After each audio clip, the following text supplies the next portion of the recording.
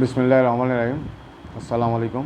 সুপ্রিয় ছাত্রছাত্রীবৃন্দ, সরকারি হরিয়ানা কলেজে আয়োজিত কর্পোরেট লয়ের এই অনলাইন ক্লাসে তোমাদের স্বাগত জানাই। আজকে আমরা আলোচনা করব কোম্পানির ঋণ গ্রহণ সম্পর্কে। এখানে থাকবে যে কোম্পানির ঋণ গ্রহণ ক্ষমতা বলতে কী বোঝায়, ঋণ গ্রহণের উপায় কী কী কী বিধিনিষেধ আছে, ক্ষমতা বহির্ভূত ঋণ কী, ঋণপত্র কাকে বলে, বন্ড বা বন্ডের শ্রেণী বিভাগ, শেয়ার এবং ঋণপত্রের মধ্যে পার্থক্য কী, ঋণপত্র ইস্যু সংক্রান্ত নিয়ম কী আছে, বন্ধক কাকে বলে, জামিন কাকে বলে, তারপরে বন্ধক বই কী, ডিবেঞ্চার যে দলিল বা ডিবেঞ্চার হোল্ডারদের বই পরিদর্শন কাকে বলে, এইসব নিয়ে আজকে আমরা কথা বলব। প্রথম আমাদের জানবো যে কোম্পানির ঋণ গ্রহণ ক্ষমতা কী। এর উত্তর হচ্ছে যে কোম্পানি তার নিজ নামে পুঁজি সংগ্রহ করতে পারে এবং সেই ক্ষেত্রে অন্যান্য সোর্স থেকে যেমন পারে নিজস্ব শেয়ার হোল্ডাররাও দিতে পারে এবং বাইরে থেকেও ঋণপত্র বিক্রির মাধ্যমে এই ঋণ সংগ্রহ করা যায়। তাহলে কোম্পানির ঋণ গ্রহণের উপায় বা পদ্ধতি হলো দুইটা। একটা হচ্ছে মালিকদের নিকট হতে সংগ্রহীত মূলধন আর তাদের পুঞ্জীবিত পুঁজি, আর একটা হচ্ছে বিভিন্নভাবে সংগ্রহীত ঋণ। তাহলে আমরা ঋণপত্র ইস্যু করেও ঋণ নিতে পারি, প্রতিষ্ঠান বন্ধকে রেখে নিতে পারি, তারপরে অস্থাবর সম্পত্তি ব্যাংকে বন্ধক রেখে নিতে পারি, অতলবী মূলধন কোথাও জামিন রেখে নিতে পারি, কোম্পানির প্যাটেন্ট বন্ধক রেখে নিতে পারি, কোম্পানির ট্রেডমার্ক বা কপিরাইট বন্ধক দিয়ে নিতে পারি, কোম্পানির স্থাবর সম্পত্তির মালিকানা সংক্রান্ত দলিল দস্তাবেজ বন্ধক রেখে নিতে পারি, কোম্পানির দেনাদারদের নিকট থেকে পাওনা কোথাও জামিন রেখে নিতে পারি, সাধারণ ব্যবসায়িক ঋণ বিনা জামানত সংগ্রহ করা যায়, বিনিময়বিল ব্যাংক থেকে আগাম বার্তা করা যায়, বিনা অর্থে বা কম অর্থে ব্যাংক থেকে প্রত্যয়পত্র সংগ্রহ করা যায়, আর ব্যাংক থেকে জমাতিরিক্ত ঋণ নেওয়া যায়। আর এখানে যে নিষেধ থাকে সেটা হচ্ছে মানে কতটুকু কী থাকবে, এটা সংঘলিপি সংঘবিধি এটা অনুমোদন করে, আর কার্যারম্ভের অনুমতি প্রাপ্তির পরে ঋণ নিতে হয়, আর সাধারণ সভার সিদ্ধান্তের ভিত্তিতে ঋণটা নিতে হয় আর কি। আর ক্ষমতা বহির্ভূত যদি কোনো ঋণ নেওয়া হয় সেটা বাতিল বা ভয়েড বলে বিবেচিত হবে এবং সেক্ষেত্রে নিম্নরূপ প্রতিকার পাওয়া যাবে। একটা হচ্ছে নিষেধাজ্ঞা জারি করা হবে,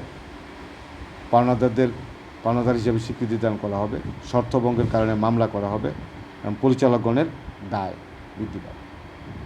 আর বন্ড হচ্ছে পাবলিক লিমিটেড কোম্পানি যে ঋণ স্বীকৃতিপত্র ইস্যু করে জনগণ বা প্রতিষ্ঠানের নিকটতে ঋণ সংগ্রহ করে তার নামে হচ্ছে বন্ড। এবং এই বন্ডের যে শ্রেণী বিভাগ, সেই বন্ড আছে আসলে অনেক প্রকারের বন্ড দেখা যায় আর কি। তো নিম্নত 9 প্রকারের বন্ড আছে। প্রথমটা হচ্ছে সাধারণ বা খোলা বন্ড, দ্বিতীয় হচ্ছে বন্ধকি বা ঋণ বন্ড, 3 নম্বর পরিশোধযোগ্য বন্ড, 4 হচ্ছে অপরিশোধযোগ্য বন্ড, 5 হচ্ছে নিবন্ধনকৃত ঋণপত্র, 6 হচ্ছে অনিবন্ধিত ঋণপত্র, 7 হচ্ছে পরিবর্তনযোগ্য ঋণপত্র, 8 হচ্ছে অপরিবর্তনযোগ্য ঋণপত্র। এছাড়া আছে অন্যান্য বন্ড বা ঋণপত্র, সেগুলো আছে treasury bond, corporate bond, zero coupon bond, junk bond, put bond ইত্যাদি। এবং শেয়ার এবং ঋণপত্রের মধ্যে কিন্তু 16টা পয়েন্টে পার্থক্য আছে। একটা হচ্ছে সংজ্ঞা, প্রকৃতি, ক্রেতার ধরন, প্রতিদানের ধরন, নিশ্চয়তা, দায় বহন, পরিচালনায় অংশগ্রহণ, ক্রেতার অধিকার, দায় অধিকারের উল্লেখ, ক্রেতাগণের মর্যাদা, বিক্রয়ের সময়, মালিকানা নির্দেশ, জামানত সংরক্ষণ, বিক্রয়ে বাধা নিষেধ, সার্বজনীনতা এবং পাওনা পরিশোধ। আর ঋণপত্র ইস্যু করার জন্য এটা 3ভাবে ঋণপত্র ইস্যু করা যায়। একটা সমহার, একটা অবহার, একটা অধিহারে ইস্যু করা এটা যায়। তারপরে জামিন থাকে, একটা নির্দিষ্ট জামিন থাকে, আর একটা হচ্ছে ফ্লোটিং জামিন থাকে আর কি। অর্থাৎ জামিনের মাধ্যমে কী করতে হয়, এই ঋণগুলো অনেক সময় নিতে হয় আর কি। এবং এই নির্দিষ্ট জামিন এবং অনির্দিষ্ট জামিনের মধ্যে পার্থক্য আছে। সে যেমন প্রকৃতি হচ্ছে নির্দিষ্ট জামিন রেখে ঋণপত্র ইস্যু করা হলে তাকে নির্দিষ্ট জামিন, আর কোম্পানির সম্পত্তি যা বর্তমানে আছে ভবিষ্যতে সংগৃহীত হবে এইভাবে যদি রাখা হয় সেটা কি অনির্দিষ্ট জামিন। এই সংজ্ঞা ছাড়াও আছে প্রকৃতি, সম্পত্তির বিদ্যমানতা, সম্পত্তির লেনদেন, সম্পত্তির ধরন, ভোটাধিকার প্রয়োগ, সত্ত্ব সৃষ্টি, পরবর্তী জামিন, পরিশোধে অগ্রাধিকার, রূপান্তর ইত্যাদি। আর 9টা পয়েন্টও কী আছে, এই দুটার মধ্যে পার্থক্য রয়েছে। আর বন্ধক বই একটা থাকবে, রেজিস্টার অফ মর্গেজ, সেখানে কিন্তু কী করা থাকতে হবে, যে কোম্পানি আইনের 174 ধারা অনুযায়ী বন্ধক বই সম্পর্কে যে বিধানগুলো আছে, 2টা বিধান আছে এখানে।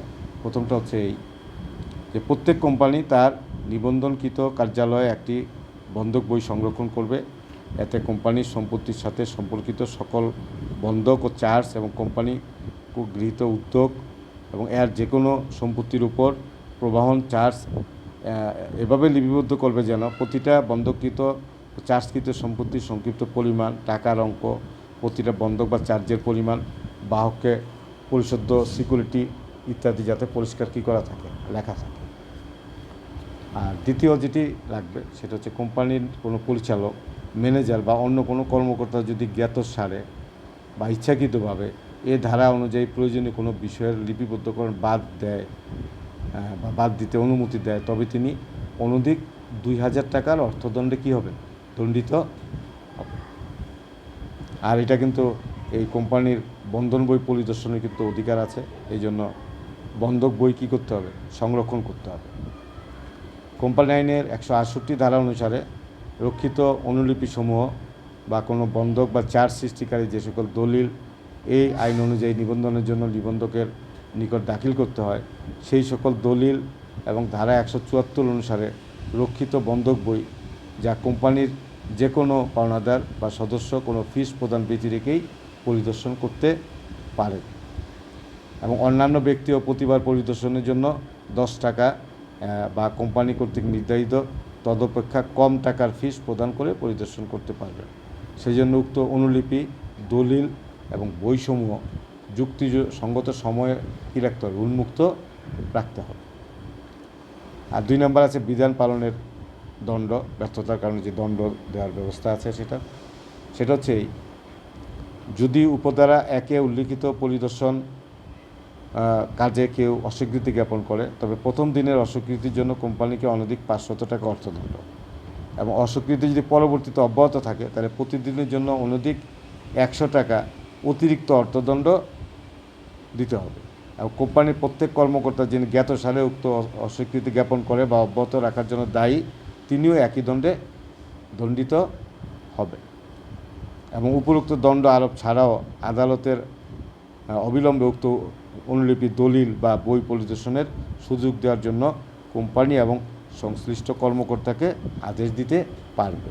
এটা হচ্ছে 175-এর 2 ধারা।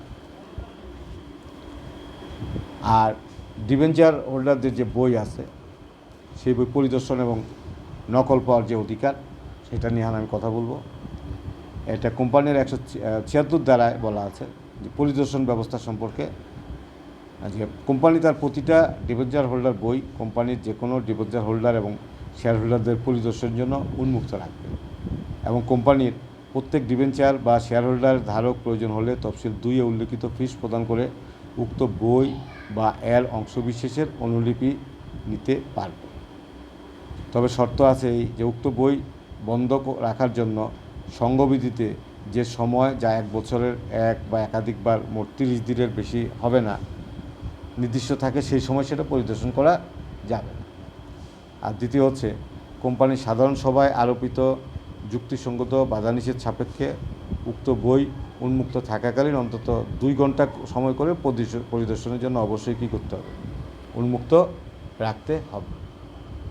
আর অনুলিপি সরবরাহের বিষয়ে 2-তে বলা আছে, ডিবেঞ্চার অর্থ পরিশোধের নিশ্চয়তা দানের জন্য যে ট্রাস্ট দলিল করা হয় তার অনুলিপির জন্য কোনো ডিবেঞ্চার হোল্ডার অনুরোধ করলে এবং মুদ্রিত ট্রাস্ট দলিলের ক্ষেত্রে প্রতি অনুলিপির জন্য 10 টাকা বা কোম্পানি কর্তৃক নির্ধারিত হলে তদপেক্ষা কম টাকা অথবা ট্রাস্ট দলিল মুদ্রিত না হয়ে থাকলে তফসিল 2-তে বিনির্দিষ্ট টাকা প্রদান করে তাকে উক্ত অনুলিপি সরবরাহ করতে হবে। এখন প্রশ্ন হচ্ছে, যদি এইসব অনুলিপি পালনে কেউ ব্যর্থ হয়, এখন এই বিধান অনুসারে পরিদর্শন বা অনুলিপি প্রদান করতে অস্বীকৃতি জ্ঞাপন করলে সেটা কী হবে, প্রথম দিনের জন্য অনধিক 100 টাকা এবং পরবর্তীতে এই ত্রুটি অব্যাহত থাকলে প্রতিদিনের জন্য অতিরিক্ত অনধিক 50 টাকা অর্থদণ্ডে দণ্ডনীয় হবে এবং কোম্পানির যে প্রত্যেক কর্মকর্তা যিনি জ্ঞাতসারে উক্ত ত্রুটি করা বা অব্যাহত রাখার জন্য দায়ী, তিনিও একই দণ্ডে দণ্ডনীয় হবে এবং আদালত উক্ত দণ্ড আরোপ করা ছাড়াও অবিলম্বে উক্ত পরিদর্শনের সুযোগ দেওয়ার বা অনুলিপি সরবরাহের জন্য কোম্পানি ও তার সংশ্লিষ্ট কর্মকর্তাদের আদেশ দিতে পারে। এই ছিল আজকের আলোচনা। আশা করি সবাই বুঝতে পেরেছো। পরবর্তী আলোচনা দেখার আমন্ত্রণ জানিয়ে আজকের মতো এখানেই বিদায় নিচ্ছি। সবাই ভালো থাকো। আসসালামু আলাইকুম।